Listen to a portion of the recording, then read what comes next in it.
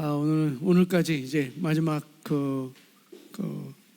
생활적반에 있는 내용을 우리가 계속 살펴왔는데요. 4강은 사과는 사도행전 교회의 그런 사도행전의 교회들이라는 그 제목인데요. 더 쉽게 말하면 교회 문화는 이것이다라고 사도행전 말씀을 통해서 우리가 함께 보는 시간을 갖도록 하겠습니다. 교회 문화는 이것이다라는 그런 건데요. 제가 어릴 적 신앙생활 할 때 교회에서 배우기를 드럼 이런 이제 전자드럼이 아니고 이렇게 드럼 있잖아요. 드럼 있는 교회는 이단 소리를 들었어요. 그건 속된 악기다 해가지고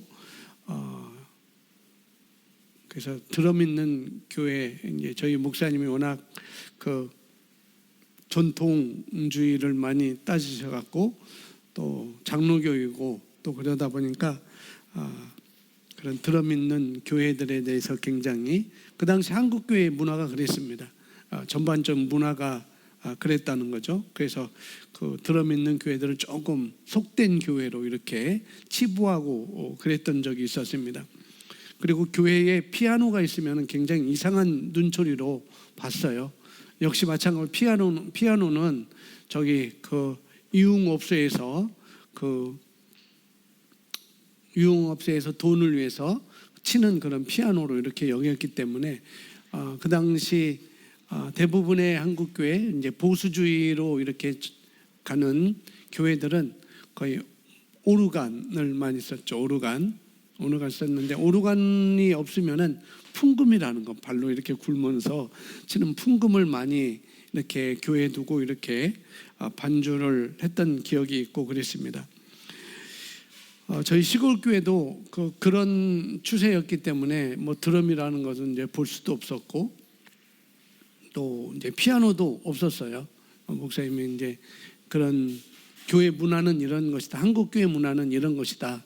피아노는 속된 곳에서 치는, 속된 사람들이 치는 그런 악기다 해서 피아노도 안 갖고 있는데, 근데 대세가, 한국 교회 대세가 이제 피아노다 보니까 그랜드 피아노는 놓지 못하고 그냥 조그만 피아노를 놓다 보니까 한국 교회가 이제 피아노, 오르간에서 풍금에서 이제 큰 교회들로부터 이제 피아노가 만들어지고 그러다 보니까 각 교회마다 이제 풍금, 오르간, 조그만 오르간 풍금을 없애고 피아노를 놓는 그런 대세가 되니까 저희 시골 교회도 목사님도 그렇게 피아노는 그런 속된 곳에서 치는 악기다라고 하셨지만은 결국 저희 시골 교회도 피아노를 들여놓고 피아노를 치면서 성가대 연습하고 예배 반주를 하고 그랬습니다. 그 당시 한국 교회 문화가 그랬다는 거죠. 여러 가지 문화가 많이 있는데요. 그랬습니다. 그러다 보니까 대한민국도 그렇고 우리 한국교회도, 대한민국에 있는 한국교회도 그렇고 많은 한국교회, 대한민국 사람들이 생각보다 극단적인 면을 생각을 많이 했어요. 이거 아니면 뭐 아니면 도, 돈을 버는 것도 뭐 아니면 도, 망하지 않으면은 일확천금을 뜬구름 잡는 그런 것들도 많이 하고 그랬습니다. 또 교회도 뭐 아니면 도, 사회도 뭐 아니면 도 그렇게 많이 했었고 이거 아니면 저거야 그런 문화가 많이 팽배했던 시대가 바로 70년대, 80년대 초까지 이렇게 볼 수가 있습니다. 그래서 요즘은 또 정치적으로 극우, 극좌 이렇게 나가고 있는데요. 그런데 그런 것보다도 우리는 말씀을 최종 권위에 두는 것입니다. 사회가 극좌로 가든 극우로 가든 또 한국교회 문화가 이렇든 전에는 이렇게 왔었고 앞으로는 또 어떻게 가든 그런 것이 중요한 것이 아니라 우리는 말씀을 최종 권위에 두는 것, 거기에 우리의 교회가 존재하는 목적이 돼야 되고 또 우리가 믿는 그런 목적이 돼야 되겠죠. 말씀 안에서 성령의 역사에 대해서 최대한 유연한 사고를 갖는 것이 바로 성경적인 그런 우리 모습이라고 볼 수가 있습니다.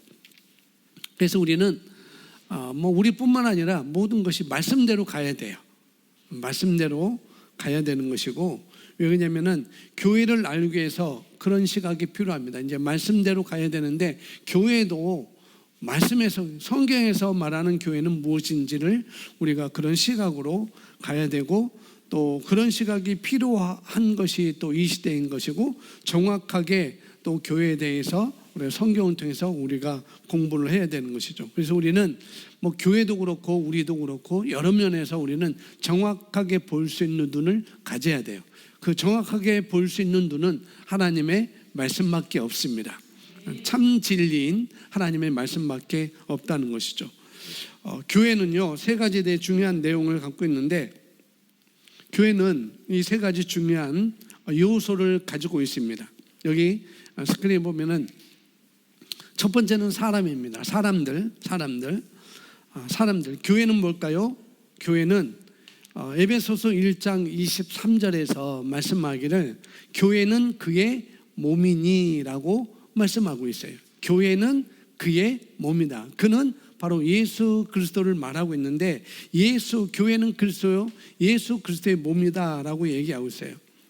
그러면서 예수 그리스도가 교회의 머리다라고 또 이렇게 말씀을 하고 있어요. 그래서 몸은 누구냐? 바로 교회인 것이죠. 그러면 예배당이 교회가 아닌 거예요. 건물이 교회가 아닌 것입니다. 누가 교회라고요? 그분의 몸인 저와 여러분이 바로 교회인 것입니다. 예수 그리스도를 영접하고 믿는 거듭난 사람들의 모임이 바로 교회인 것이요.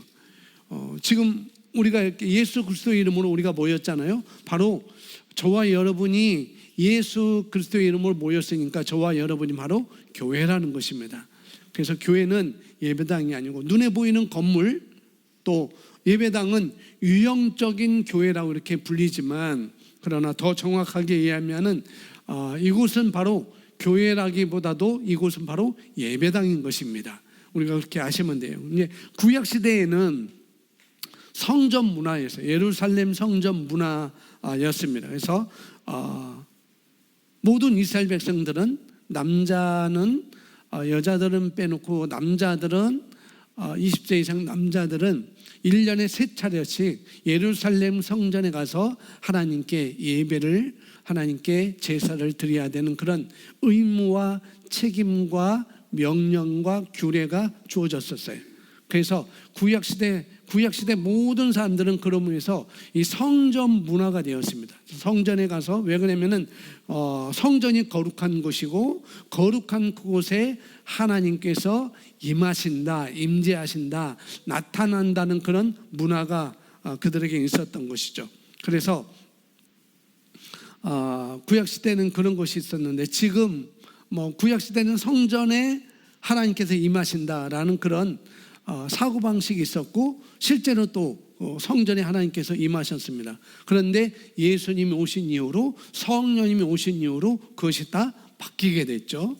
그래서 이제는 신약시대에 있는 그 회당에 성령이 임하신 게 아니고, 바로 예배당에 임하는 게 아니고, 바로 어디에 임하죠? 믿는 자들의 모임 가운데 하나님께서 임하시게 되는 것이죠.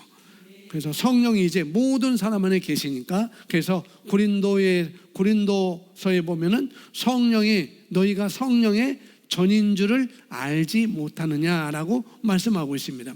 예수 그리스도를 영접한 우리는 다 성전이 되었습니다. 그 성전에 성령님, 거룩하신 성령님이 우리 안에 와 계시는 것이죠. 임재하고 계신 것입니다. 그래서 우리가 바로 교회라는 사실을 우리가 아는 것이죠. 믿는 자들이 모임 가운데 임하는 것이 바로 교회라고 이렇게 볼 수가 있습니다. 성령이 이제 모든 사람의 안에 계시니까, 그래서 우리가 가는 곳이, 우리가 성전이고 우리가 교회이기 때문에 우리가 가는 곳이 바로 거룩한 곳이 되는 것입니다. 우리가 가는 곳. 그래서 우리가 볼링장에 가서 어떤 모임을, 예수 그리스도의 이름으로 모임을 갖는다, 카페에 가서 예수 그리스도의 이름으로 모임을 갖는다, 그렇든 그곳에는 바로 거룩한 곳이 되는 것입니다.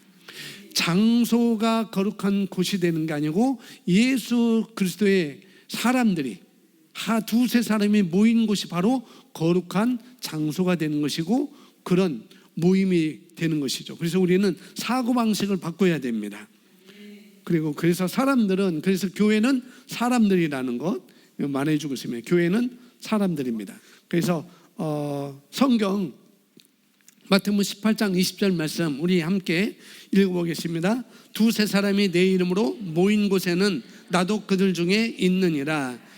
예수의 이름으로 모이는 그곳에 바로 교회라는 것이죠. 예수님의 이름으로 모이는 그곳이 바로 교회. 왜? 주님이 거기 계시거든요.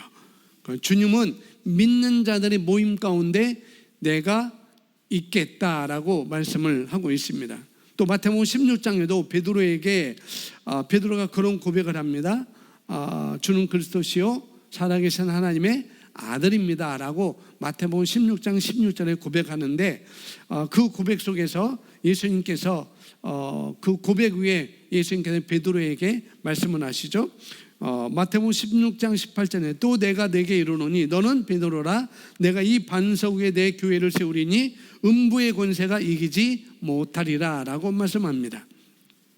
예수님께서 말씀하시기를 마태복음 16장 16절에 주는 그리스도시요 살아계신 하나님의 아들이십니다 라고 고백하는 그 게바에게 바요나 시모나라고, 그때는 베드로이기 전이었죠. 이름 바꾼 전이 시몬이었습니다. 바요나 시모나 내가 복이 있도다. 이를 알게 한 것은 내가 아니고 바로 하나님께서, 성령께서 알게 한 것이지 라고 그렇게 말하면서 예수님께서 말씀하시기를 바요나 시모나 내가 내게 말하는데 너는 이제 시몬이 아니고 게바가 아니고 너는 베드로다 라고 이렇게 이름을 바꿔주십니다. 너무나 감사했던 것이죠. 그런데 이 베드로라는 말은 우리가 아는 것처럼 이 베드로라는 말의 헬라어 단어는 페트라랍니다. 페드로스라고는 그런 단어를 가지고 있는데 그 단어의 의미는 작은 돌멩이라는 그런 의미를 가지고, 너는 그래서 바요나 시모나라고 이렇게 말하면서 나는 내가 내게 이르노니 너는 이제 시몬이 아니고 베드로다. 너는 작은 돌멩이다 라고 이렇게 말씀하면서 내가 이 반석 위에, 그러면서 또 내가 이 반석 위에 내 교회를 세우리니 음부의 권세가 이기지 못하리라 라고 말씀하고 있어요.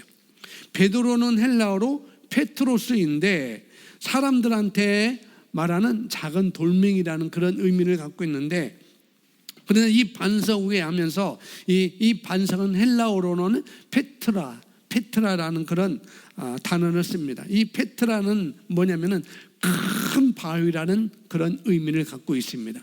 그래서 이 큰 바위에, 그러니까 이것은 바로 빌립보 가이사라에서 예수님께서 말씀하신 것인데, 거기 가면은 아주 큰 바위산이 있어요. 많은 이방신들이 섬겨놨던 그런 장소인데, 거기에서 바로 예수님께서 베드로에게 말씀하는 거죠. 이 반석에 내 교회를 세우겠다. 이 반석 위에 내 교회를 세우겠다라고 말씀하고 있습니다. 근데 그 반석이 뭘까요?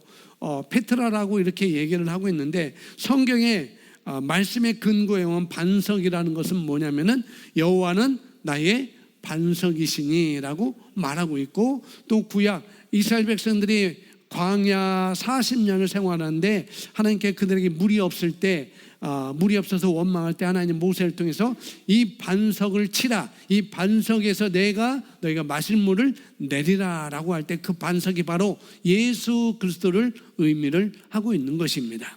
그래서 반석은 바로 누구를 말하고 있는가? 예수님을 말하고 있는 것이죠.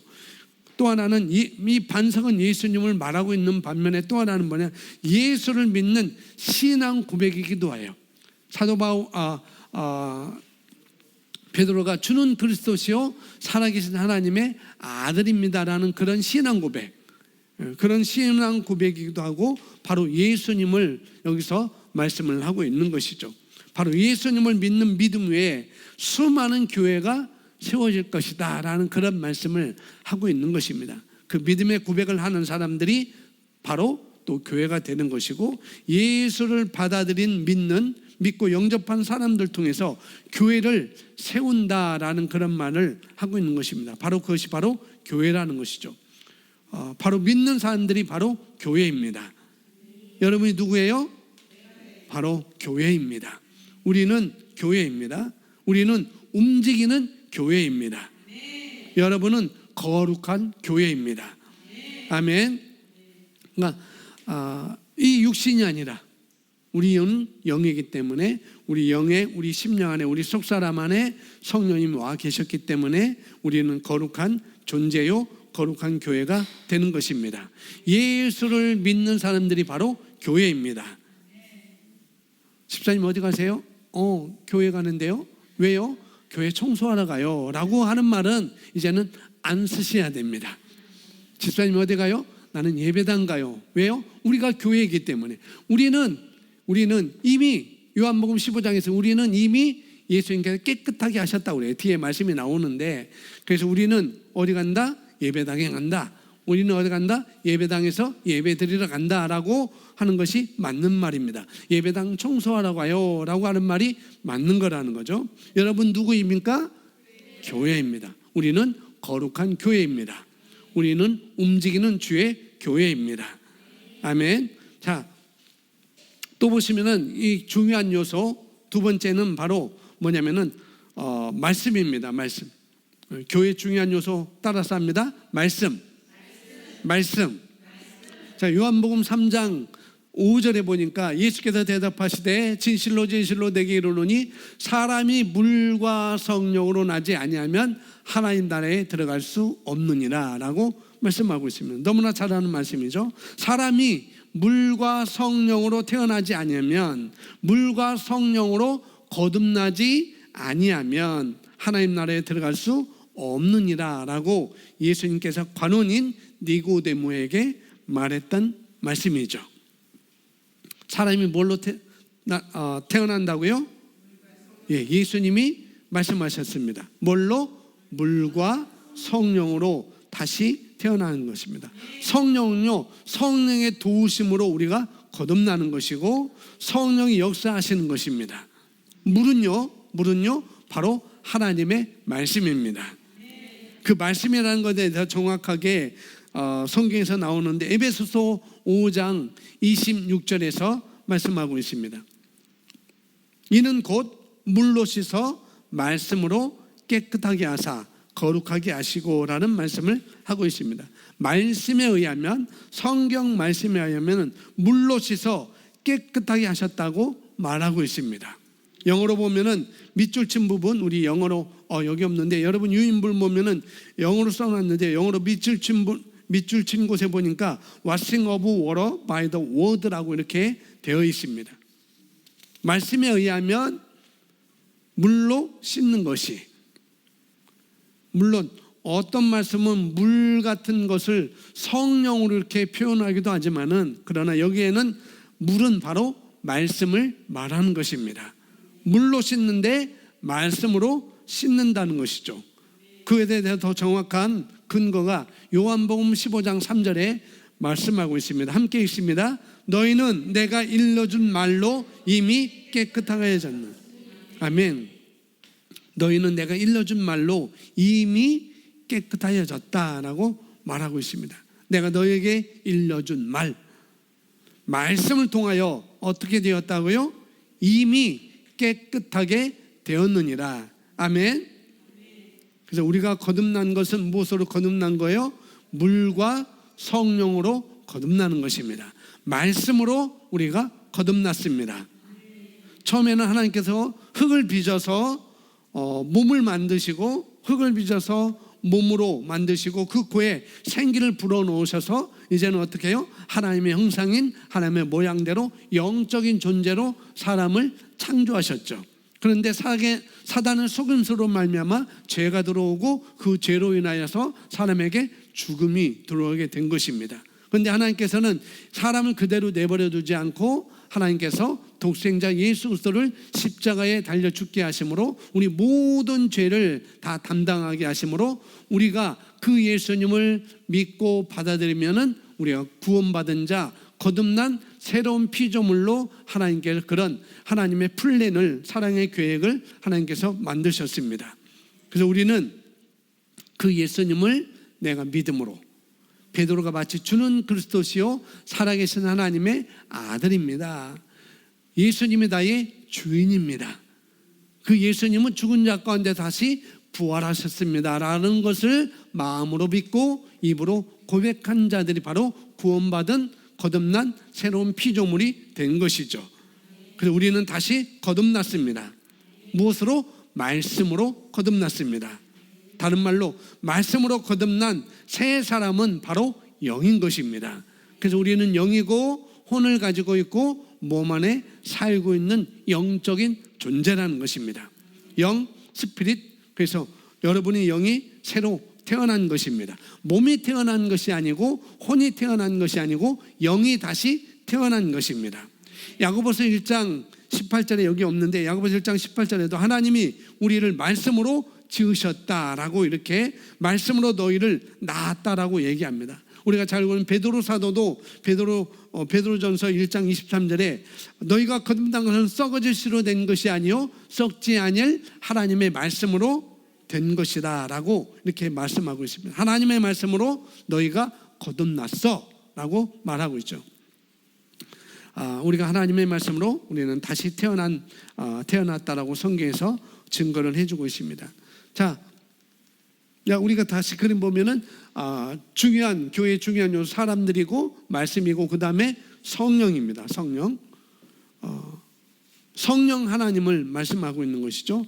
성령님은 교회를 탄생시키는, 교회가 누구예요? 건물이 아니라고 그랬어요. 예배당이 아니라고 했어요. 교회는 누구예요?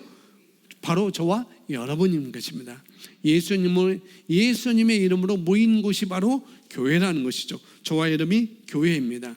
그래서 그 교회를 탄생시키는 데 있어서 중요한 역할이 누가 하는가? 성령님이 하시는 것입니다. 그래서 요한복음 14장 26절 말씀 보면은 함께 읽어보겠습니다. 시작. 보혜사 곧 아버지께서 내 이름으로 보내실 성령,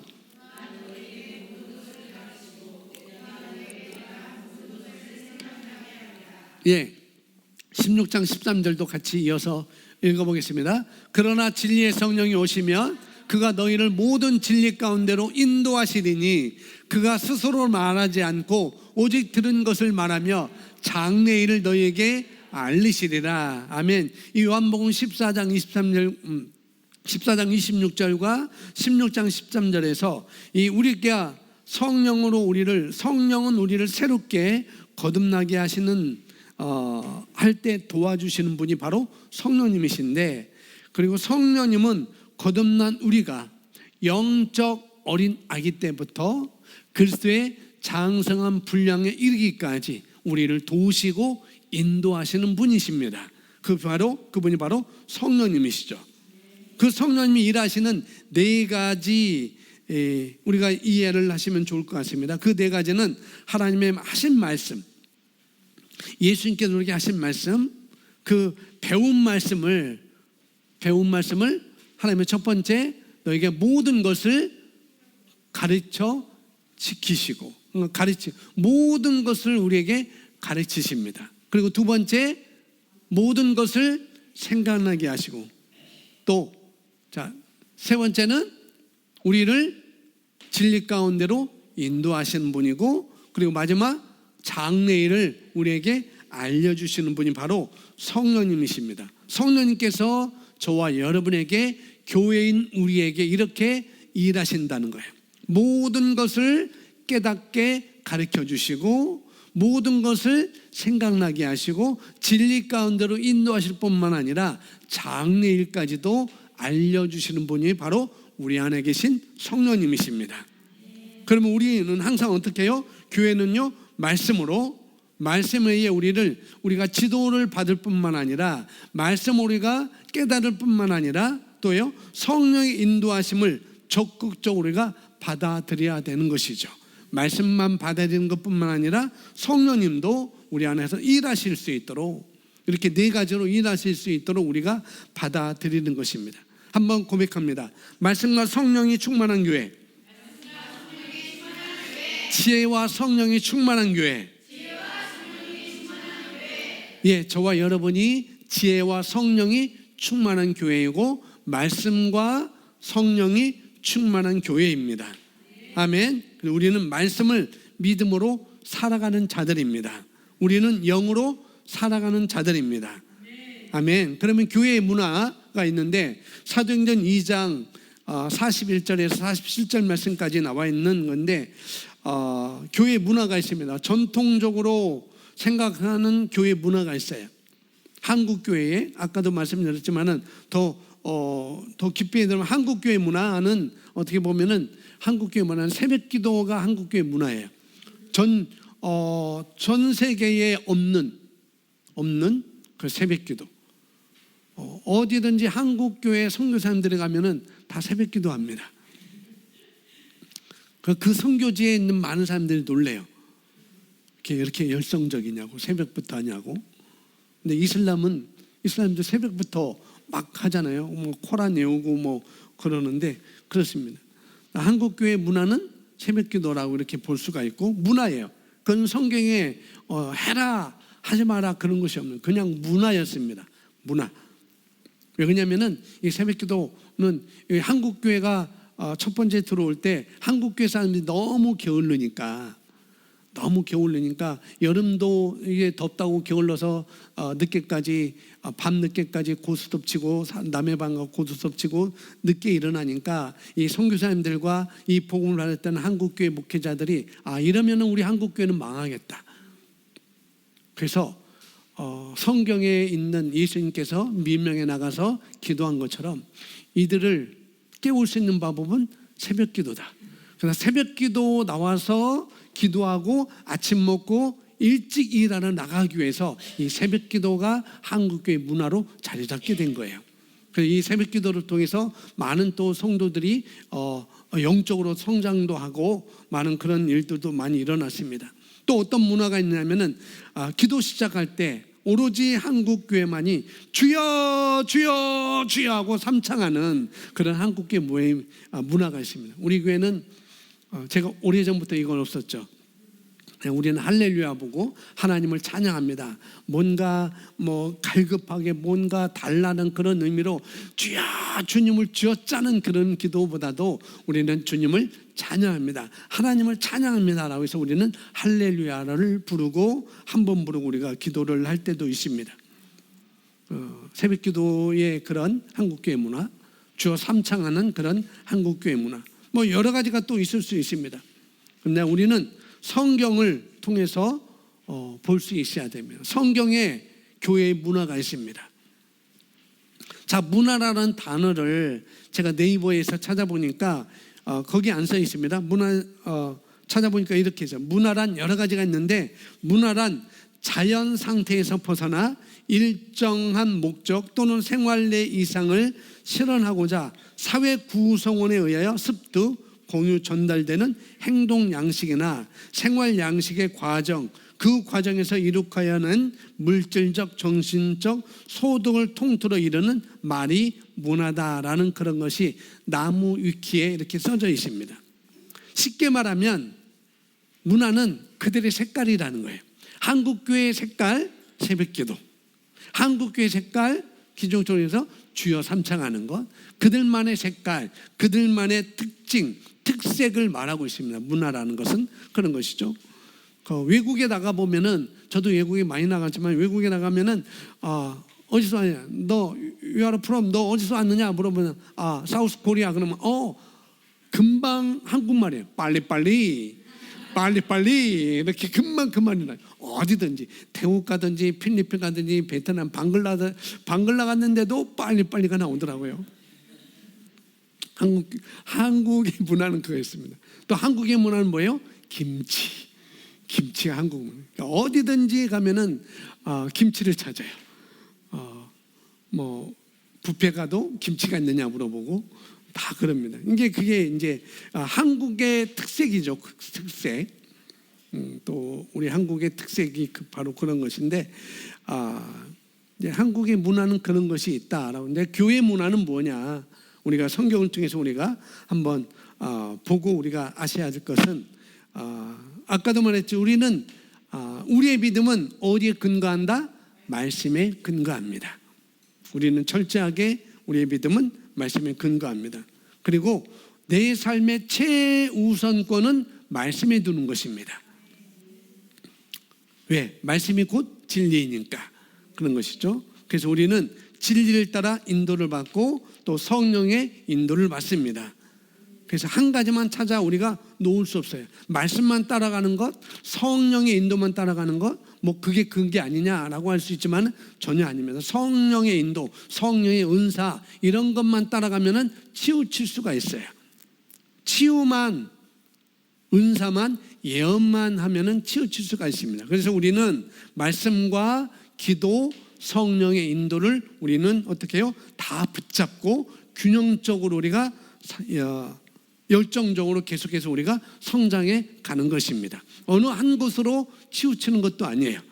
우리는 말씀, 기도, 성령의 은사, 성령의 인도를 늘 추구하면서 갈망하면서 균형 있게 우리는 열정적으로 우리가 성장해 가시면 되겠습니다. 자, 교회 문화 사도행전 2장 41절에서 나와 있는데 자, 첫 번째 1번 보면은 교회 문화 첫 번째 읽어보겠습니다. 말씀의 시작. 말씀의 거듭남과 침례라고 되어 있는데 보면 읽어보겠습니다. 시작. 그 말을 받는 사람들은 침례를 받으며 이 날에 신도의 수가 3,000이나 더하더라. 아멘. 여러분 유인물도 있지만은 여기 보면은 이렇게 이제 1번과 거의 해당한 말씀을 이렇게 접목시켰습니다. 말씀을 가르칠 때 그 말씀을 기꺼이 받아들이는 사람들이 있었습니다. 말씀을 가르쳤는데 사도들이 말씀을 가르쳤는데 그 말씀을 기꺼이 받아들이는 사람들이 있었어요. 다른 말로 복음을 전하고 복음이 가르쳐졌다는 것이죠. 하나님의 말씀이 전해지고 하나님의 말씀이 가르쳐졌습니다. 그것이 바로 교회의 문화라는 것입니다. 교회는 말씀이 전해져야 되고 말씀이 또 받아들이는 그런 모습이 있어야 된다는 것입니다. 그리고 그 말씀을 받아들이는 사람들이 있었습니다. 말씀을 받은 사람들은 그러니까 말씀을 가르칠 뿐만 아니라 듣는 사람들이 있었다는 거죠. 그 사람이 바로 영접한 사람들입니다. 영접하는 자, 곧 그 이름을 믿는 자들에게는 하나님의 자녀가 되는 권세를 주셨다라고 요한복음 1장 12절에서 말씀하고 있습니다. 바로 그 사람들이죠. 영접한 사람들. 그래서 교회는요, 예수님의 말씀을 듣고 영접한 사람들이 있고요. 그 다음에 거기에는 뭐가 있는가? 침례가 있습니다. 세례가 있습니다. 세례. 우리는 아까 뭘로 거듭난다고 그랬어요? 말씀과 물과 성령으로 말씀과 성령 우리가 거듭난다라고 말씀드렸습니다. 말씀을 믿고 우리는 거듭나는 것입니다. 거듭난 새 사람이 되는 것이죠. 거기에 또 뭐가 있는가? 침례도 있습니다. 세례도 있습니다. 그래서 예수님이 친히 모범을 보여주셨어요. 예수님을 믿도록 복음을 전하고, 그래서 먼저 사람들을 만나면 우리가 복음을 전하는 성도가 되셔야 된다는 것이죠. 성도는 어떤 사람이 성도죠? 복음을 전하는 자가 성도입니다. 세가족반 지금까지 우리가 1강, 2강, 3강, 4강이었는데 1강, 2강, 3강을 여러분 숙지하셔서 가르칠 수 있어야 됩니다. 저도 가르치기 위해서 지금 연습하고 말씀을 전하고 있는 것이죠. 끊임없이 저는 차 타고 다닐 때, 저 혼자 다닐 때는 꼭 세가족반 1강을 계속 듣고 있습니다. 이런 숙지하기 위해서 어디든지 가서 가르칠 수 있도록 준비하기 위해서 이 말씀을 저는 공부하고 있고, 여러분들도 그렇게 1강, 세가족반 1강, 3강까지 숙지해서 가르칠 수 있어야 됩니다. 말씀을 가르치면서 또 성경은 바로 침례가 주어졌던 것을 볼 수가 있습니다. 빌립이 에티오피아 내시에게 가서 말씀을 가르쳐주고 바로 침례를 주는 그런 장면이 있는 것처럼 성경의 문화는, 교회의 문화는 바로 그거였습니다. 말씀을 가르치고 침례를 주는 그런 문화였습니다. 그래서 우리도 그런 것이 있어요. 그러니까 교회는 침례, 세례식이 있어야 됩니다. 침례는요, 다른 말로 죽었다가 살아난 것을 의미를 하고 있습니다. 세례도 그런 의미가 있지만은, 그러나 세례라는 그런 의미보다도 침례가 더 우리가 의미가 더 다가오는 것이죠. 죄에 대해서 죽었다가 주님과 함께 살아나서 한 몸이 되는 것이 바로 침례를 말하고 있습니다. 그것은 영적인 표현이자 아주 중요한 의식이 바로 침례인 것입니다. 예수님은 침례를 우리에게 가르쳐 주셨습니다. 저는 장로교 목회자이지만 저는 침례를 강조합니다. 세례보다도 침례를 강조하고, 그래서 우리 교회는 세례를 주기보다도 침례 주기를 원하고 그렇게 행하고 있습니다. 왜냐하면 성경에서 그걸 가르쳐 준 이유가 있거든요. 그 의미를 알면, 침례에 대한 의미를 알면 우리가 침례가 왜 중요한지를 우리가 알 수가 있는 것이죠. 그렇다고 세례가 틀렸다는 말은 아닙니다. 성경의 정확한 의미를 우리가 더 공부해보자라는 그런 의미가 되는 것이죠. 침례는 그분과 함께, 우리가 침례는 뭐냐? 물에 들어갔다가 다시 나오는 거잖아요. 바로 그처럼 우리가 그분과 함께 죽었다가 물에 들어갔다가 꼬르륵 했다가 죽었다가 다시 그분과 함께 살아나는 것, 다시 일어나는 것, 그 침례가 바로 내가 죽었다가 다시 일어나는 것, 그걸 통해서 예수 그리스도와 내가 한 몸이 된 것을 말하고 있는 것입니다. 교회는 바로 그런 곳이라는 거죠. 교회는 복음을 가르치고 그 다음에 침례가 행해지는 것이 바로 교회의 문화가 되겠습니다. 또 41절에 그 말을 받은 사람들은 침례를 받으며 이 날에 신도의 수가 3,000이나 더하더라. 그들이 사도의 가르침을 받아서 서로 교제하고 떡을 떼며 오로지 기도하기를 어떻게 해요? 힘쓰니라 라고 말해요. 두 번째, 가르침. 가르치는 자와 가르침을 받는 자가 있었습니다. 사도들의 가르침이 있었던 거죠. 그 당시에는 사도들의 교훈과 교육이 있었다는 것입니다. 우리 교회도 그런 가르침이 있잖아요. 새가족반, 또 양육반, 그런 가르침이 있어요. 가르치는 자가 있었고 가르침을 받는 자가 있습니다. 우리가 말씀을 가르치는 것, 가르침을 받는 것이 반드시 교회는 있어야 됩니다. 여기서 이제 가르침을 독트린 이렇게 썼는데, 이건 뭐냐면은 교리라는 그런 의미를 갖고 있어요. 교리라는 그런 의미를 갖고 있는데, 그래서 교회에서는 교리를 가르치는 것, 말씀을 가르치는 것, 그런 말도 되겠지만, 그런데 교회에서 교리를 가르치는데 교리는 말씀과 반드시 일치를 해야 돼요. 교리는 있지만 또 말씀을 해석하는 데 있어서 교리가 말씀보다 더 위에 있으면 안 됩니다.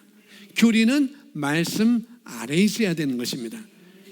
교리가 위에 있으면 안 되는 것이죠. 제가 보수 정통신학에서 공부를 했는데 거기 처음 배우는 것이 바로 조직신학입니다. 서론, 신론, 그 다음에 하나님에 대해서, 그 다음에 예수님에 대해서, 그다음에 인간에 대해서, 성령에 대해서, 그 다음에 기독교에 대해서, 그 다음에 종말에 대해서 이렇게 배우게 되는데, 그 과목 중에 하나의 성령론이라는 것이죠. 성령론이 있는데 거기서 여러 가지 성령의 역사, 성령의 은사를 많이 다루고 그러는데, 여러 가지 이제 성령론 과목에서 어떤 교수님은 방언, 그러니까 저를 가르쳤던 교수님인데, 그 교수님은 지금 이제 하늘나라 가셨나요? 그 교수님 방언을 못하도록 하셨어요. 방언을 하면은 그 전사는 점수도 안 주고 F학점 주고 그 교회에서 빨리 나오라고, 그 교회 이단교회다라고 이렇게 얘기하는 반면에 그분의 바로 수제자는 방언을 인정하는 그런 교수님이었어요.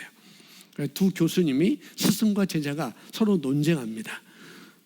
어느 한 교수님은 방언이 없다, 방언이 끊어졌다라고 하고, 어느 교수님은 스승님 교수님은 아니다, 방언은 계속 일어나고 있다, 성령의 역사다, 성령의 은사다라고 계속 논쟁하고 싸우는 것을 제가 목격했습니다. 근데 성경에 보니까 뭐라고 말해요? 영으로 비밀을 말하는 것이, 방언을 말하는 것이 유익하다는 것을 사도 바울이 그렇게 증거를 하고 있어요. 내가 방언 말하기를 다른 어떤 사람보다 더 많이 했다라고 말하고 있는 것이죠. 그래서 바울은 엄청나게 방언을 많이 했다고 강조하고 있어요. 그래서 저희 교회는 장로교회이지만은 장로교회 정통보다도 성경을 최종 권위에 두고 있습니다. 또 하나는 정통신학에서 말하고 있는 3분설, 2분설입니다. 3분설은 뭐냐면은 우리 인간의 구조가 영과 혼과 몸으로 구성되어 있다는 것이고, 2분설은 영혼과 몸으로만 되어 있다라고 하는 거예요. 이것도 역시 신학교 때 이것 때문에 논쟁이 됐습니다. 그래서 우리 교단은 2분설을 많이 강조하고 있어요. 3분설. 우리 2분설은 뭐로 영혼과 몸으로 두 부분으로 구성되어 있다라고 말하고 있고, 그런데 대부분 이제 돌아서서 이제는 영과 혼과 몸으로 되어 있다라고 이렇게 말을 하고 있습니다. 그래서 학문적으로는 그렇게 싸울 수밖에 없어요.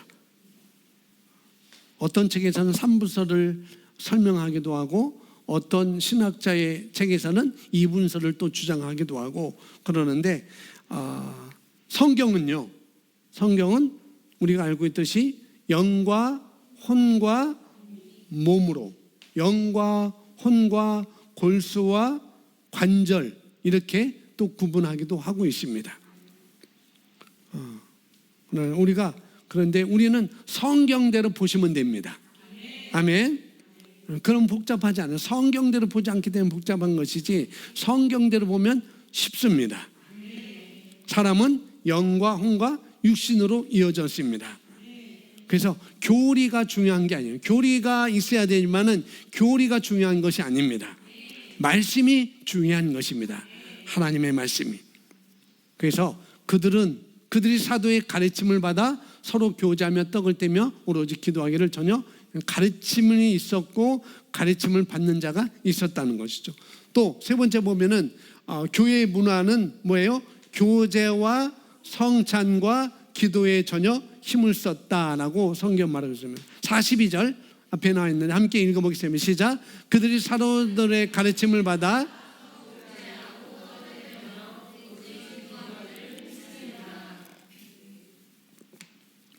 사도행전의 교회의 문화는 교제가 있었습니다.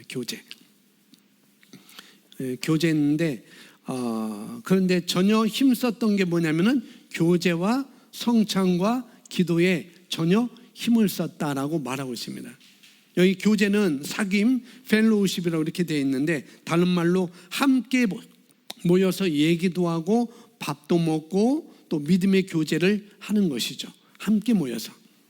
그래서 빌레몬서 1장 6절에 이 믿음의 교제에서 정의를 잘 말하고 있는데, 성령 안에서 너희가 믿음의 교제 안에서 성령 안에서 그 사람 영 안에 있는 그 믿음의 사람들 안에, 그 그룹 안에 있는 그 사람들의 영 안에 있는 좋은 것들을 서로 끄집어내서, 그 믿음의 교제를 통해서 그 안에 있는 좋은 것들을 끄집어내서 어떻게 해요? 얘기해 주라라고 빌레몬서 1장 6절에 그렇게 말씀을 하고 있죠. 그래서 믿음의 교제를 하는 것이 바로 교회입니다. 그리고 교회는 성찬이 있습니다. 우리가 7월달, 8월달, 9월달은 성찬을 하지 못했는데 거의 매달 우리는 1월 첫째 주에 성찬을 이렇게 해왔습니다. 성찬은요, 여기 영어로 보니까 breaking of bread라고 이렇게 했는데, 빵을 뗀다라고 이렇게 얘기하는데, 사실 이건 성찬식을 얘기하는 것도 있지만은 또 하나는 애찬식도 얘기를 하고 있는 것입니다. 빵을 뗀다는 것, 그런 교제, 애찬식도 얘기하고 교제하는 것을 또 얘기를 하고 있는 것이죠. 빵도 먹고 식사도 하면서 어떻게 해요? 믿음의 교제를 하는 것입니다. 그리고 기도하는데 전혀 어떻게 해요? 힘을 썼다라고 말하고 있습니다. 기도하기를. 그래서 교회는 이런 게 있습니다. 교제하고 성찬도 하고 기도도 합니다. 그 다음에 교회는요, 우리 4번 네 번째, 교회는 놀라운 이적과 표적이 있습니다. 성경 43절 말씀 읽어볼까요? 사람마다 두려워하는데 사도들로 말미암아 기사와 표적이 많이 나타나니라고 말하고 있습니다. 사도행전 교회는 이런 문화가 있었다는 거예요. 이 사도행전 교회, 이 교회 문화는 마가복음 16장 15절 말씀에 17장 말씀을 믿고 초대교회 성도들은 초대교회 사도행전 교회 성도들은 뭘 했죠? 손을 얹었습니다. 믿는 자들에게는 이런 표적이 따를 거야 라는 그 말씀을 믿고 그들은 말씀 그대로 그들은 행했습니다. 귀신 들린 사람이 있으면 어떻게 해요? 예수의 이름으로 쫓아냈고요. 말씀을 가르치고요. 또 그러니까 어떻게 해요? 표적이 많이 나타났다는 거예요. 나가서 표적이 나가도록 교회인 여러분이 말씀을 순종하면 표적은 누가 일으키는가? 내가 말씀에 순종하면 표적은 누가 일으키는가? 하나님께서 일하십니다. 성령님께서 행하시는 거예요. 우리는 단지 무엇을? 말씀을 실행할 뿐이죠. 아멘. 거기에 있는 것이. 우리는 말씀만 실행하면 돼요. 그러면 하나님은 그 다음에 역사하십니다.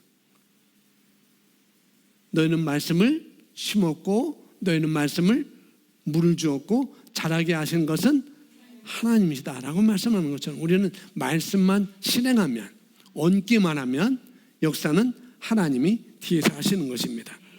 5번 읽어볼까요? 5번 시작. 자, 44절 성경 말씀 45절까지 읽습니다. 시작.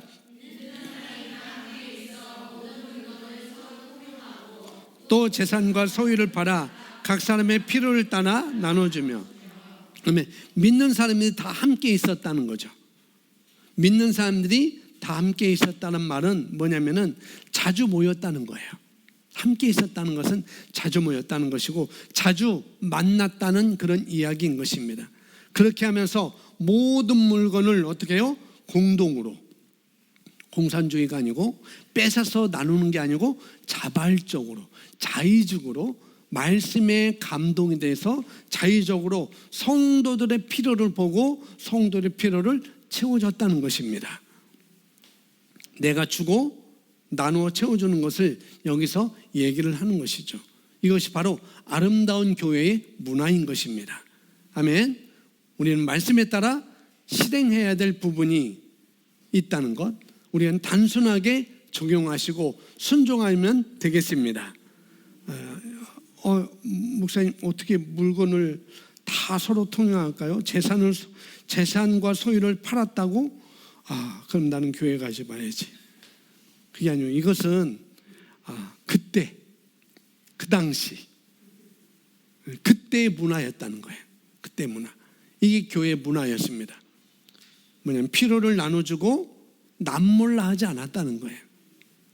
나만 잘 살지 않았다는 것입니다. 내 것이시면 좀 잘라서 나눠주기도 하고 그랬다는 것이죠.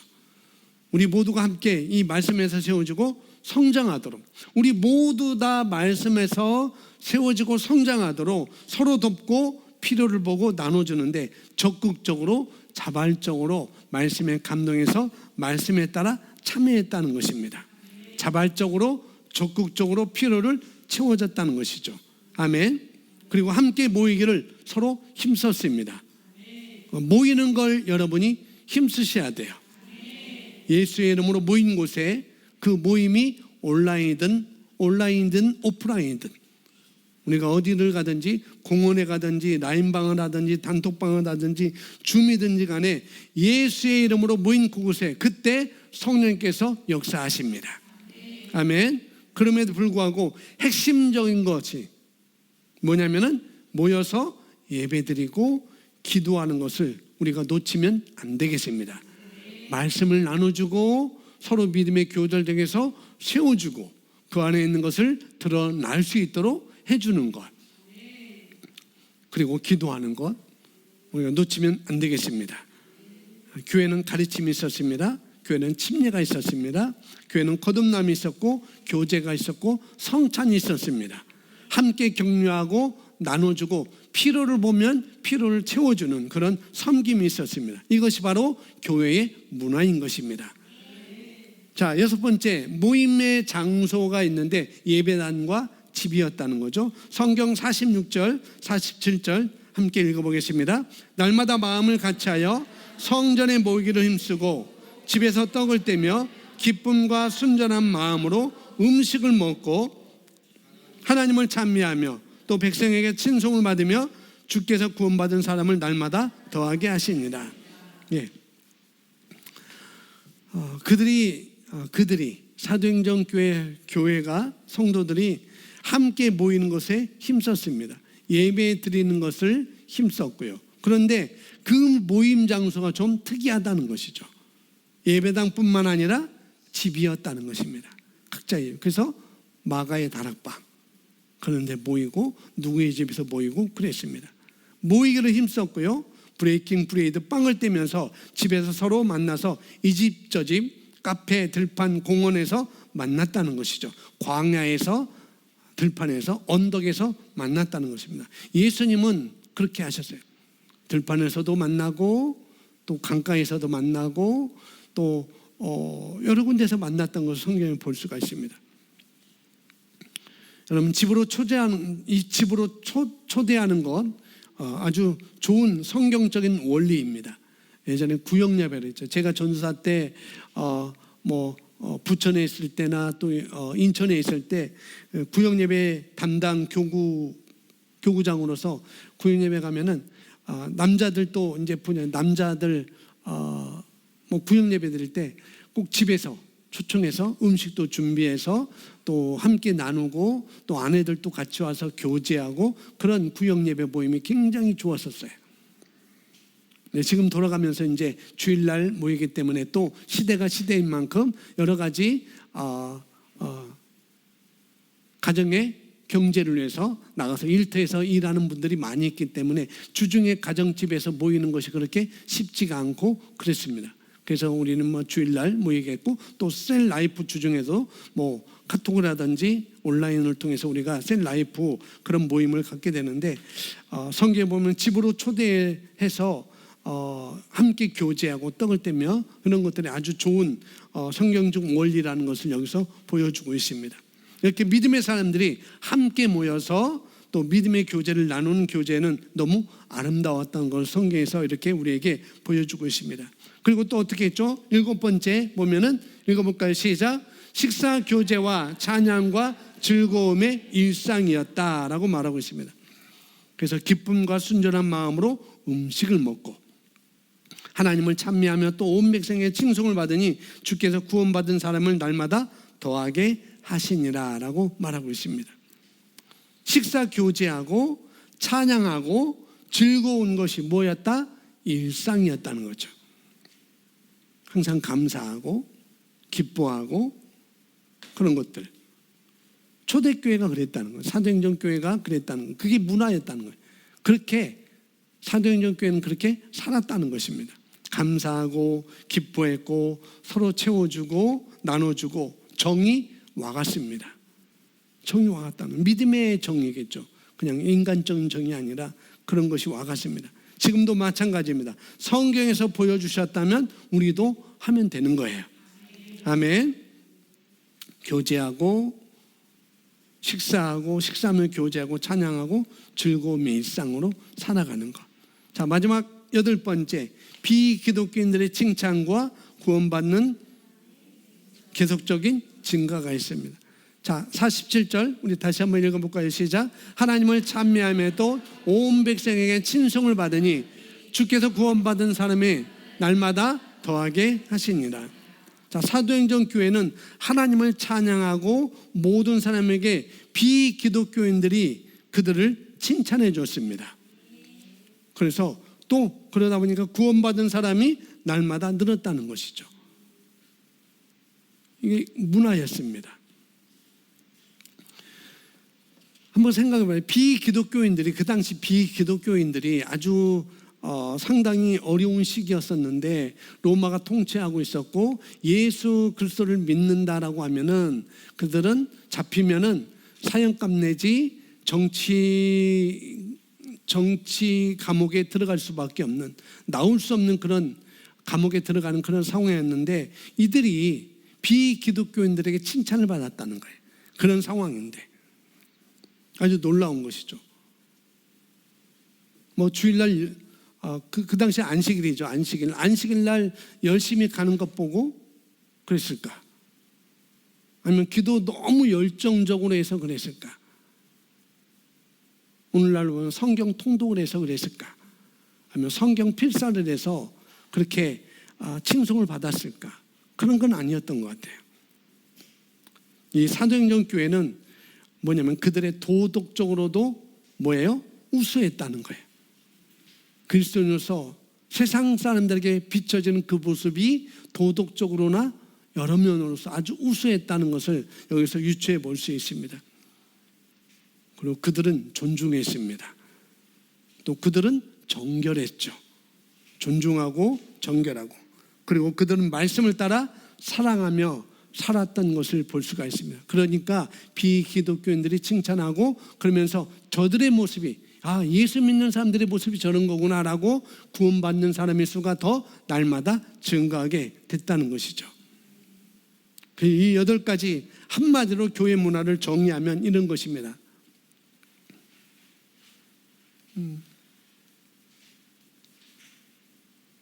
여기 안 썼네. 한마디로 말하면은 8가지, 여러분 거기 써놓으시면 되겠고요. 한마디로 교회 문화를 정의하면 그들은 복음을 전파하는 태도를 가졌습니다. 어디를 가든지 말씀을 가리키는 그런 태도를 가지고 있었어요. 먹거나 마시거나 살거나 직장 생활하든지 뭐든지 복음을 전파를 위해 모든 것을 했던 것을 볼 수가 있습니다. 우리도 그런 태도가 있어야 된다는 것. 두 번째는 사랑의 태도가 있었습니다. 사랑은 가장 소중한 것을 주는 것이죠. 이들에게 있어서 그 당시 사도행전 그 사람들에게 가장 소중한 건 무엇일까? 바로 복음이었던 것입니다. 복음도 나눠줄 뿐만 아니라 또 그들은 세 번째로 주는 태도를 가지고 있습니다. 복음을 줄 뿐만 아니라 그들의 필요를 보고 나눠주고 섬기며 그런 삶을 살았던 것을 볼 수가 있습니다. 그래서 성경은 받는 것보다 주는 자가 복되다 하심을 너희가 기억해야 할지니라 라고 말씀하고 있습니다. 복음 전파하는 태도, 그 다음에 사랑의 태도, 그 다음에 주는 태도. 이 교회 문화는 이 3가지로 이렇게 정리를 해볼 수가 있습니다.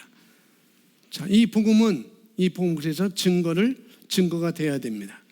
자, 우리는 복음을 전하는 성도입니다. 아멘.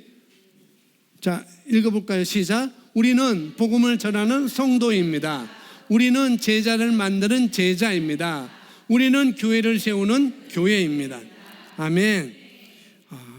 교회가 세워지는 것이 바로 교회라는 것. 교회는 건물이 아니라고 그랬어요. 교회는 바로 예수 그리스도의 믿는 자들의 모임을 말하고 있는 것입니다. 아멘. 이것이 교회 문화입니다. 자, 우리 교회 시흥복된 교회 비전 사명 선언문이 있습니다. 자, 우리 한번 읽어볼까요? 시작. 우리는 정확한 말씀과 성령의 운반자가 되어 한 번에 한 사람씩 변화시켜 세상의 각 분야에 그리스도의 일꾼의 군대로 일으킨다. 아멘. 이것이 바로 우리 교회의 사명이자 비전 선언문입니다. 우리는 정확한 말씀과 성령의 운반자가 되어서 한 번에 한 사람씩 변화시켜서 세상의 각 분야에, 정치 분야, 경제 분야, 또 법조계의 분야, 여러 분야의 그 교육 분야의 여러 분야에 어떻게 그리스도의 군대를 일으킨다는 것. 마치 주사파가 종교주의에 들어가서 그렇게 한 것처럼 우리는 복음을 가지고 이렇게 우리는 하는 군대로 우리는 일으키는 우리 교회 비전이자 사명 선언문입니다. 여러분, 교회는요 이것입니다. 사랑하고 사랑을 베풀고 주고 나눠주고 감사하고 기뻐하고 아깝지 않아야 하고, 이것이 바로 문화가 되셔야 됩니다. 가르침뿐만 아니라 뭐예요? 문화가 되는 것입니다. 자, 교회를 선택하는 데 있어서 중요한 3가지 선택 요소가 있는데요. 우리는 이것을 3가지 반을 가리키고 있습니다. 첫 번째 뭐냐면은 뭐예요? 시작. 말씀을 통해 내가 잘하고 있는지, 말씀을 들으면 내가 잘하고 있는지, 이것이 바로 교회 선택에서 중요한 세 가지 요소는 첫 번째라고 볼 수 있습니다. 자, 사람은 태어나면 성장해야 될까요? 성장하지 말아야 될까요? 성장해야죠. 마찬가지로 영은 성장해야 됩니다. 그래서 내 영이 성장한 교회, 내가 성장할 수 있는 그런 교회인가, 이게 먼저 교회 선택의 중요 첫 번째가 되겠습니다. 이 교회가 말씀을 전하고 복음을 전하고 말씀 그대로 말씀에서 말하는 것을 전하고 있고, 이걸 통해서 내가 성장할 수 있다는 것. 두 번째는 뭐예요? 교회 비전을 살 수 있는 교회. 네. 비전을 따라 내가 살겠는가, 이 교회 비전. 아까 우리는 정확한 말씀과 성의 운반자가 되어서 한 번에 한 사람씩 변화시켜서 세상 각 분야의 그리스도의 군대로 일으키는 것. 이 비전에 내가 함께 할 수 있는가, 그거라는 거죠. 그리고 세 번째는 뭐예요? 나의 재물을 10의 1조 헌금, 시간, 재능으로 동역할 수 있는 교회인가. 예. 그래서 이것을 이 교회는 내가 헌금해도 아깝지 않구나 라는 그런 것, 그런 것들, 그런 것들이죠. 이 교회 비전을 위해서 나의 물질과 시간과 에너지와 모든 노력은 과감하게 투자하고 헌신할 수 있겠는가, 그런 교회를 우리는 선택을 해야 되는 것이죠. 우리 주님은 마지막 때 이런 사람을 찾고 계십니다. 어떤 사람인가? 당신은 소비자형 그리스도인인가? 당신은 생산자형 그리스도인인가? 주님 어떤 사람을 찾겠어요? 생산자형 그리스도인을 찾고 있습니다. 대형 슈퍼마켓, 소비자형 그리스도인들은 공통점이 있어요. 대형 슈퍼마켓과 소비자형 그리스도인의 공통점이 있습니다. 뭐냐면 그들은 싼 값에 가까운 데서 가서 사기를 원하죠. 그들은 적당히 발걸음을 내딛고 싶어 합니다. 소비자형 그리스도인, 적당히 발걸음을 내딛고 싶어 하죠. 적당히 하고 싶은 거 하고, 적당히 내가 원하는 거 있는지만 보고 그 다음에 그걸 얻었다면 빠져나오죠. 그게 바로 슈퍼마켓형 그리스도인입니다. 소비자형 그리스도인이죠. 그러나 생산적인 그리스도인은요, 다른 사람들에게 심어요. 생산자형. 어떤 것을 재생산하려면 심어야 되죠. 계속 만들어야 되죠. 그것처럼 우리가 어떤 그리스도인이 되는가? 우리는 생산적인 그리스도인이 되어야 되는 것이죠. 다른 사람에게 복음을 심고 필요를 채워줘서 물질까지도 재능까지도 시간까지도 기능까지도 심는 것입니다. 사랑하고 제자 삼는 제자를 만들기 위해서 그 시간과 에너지를 드리는 자입니다. 아멘. 그러면은 나는 어떤 그리스도인인가? 생산자형 그리스도인인가? 바로 이것이 소비자형 그리스도인보다도 생산자인 그리스도인이 바로 우리 교회의 문화입니다. 저와 여러분의 문화라는 것이죠. 한번 고백합니다. 복음 전하는 성도, 제자 만드는 제자, 교회를 세우는 교회. 아멘. 이것이 교회의 문화입니다.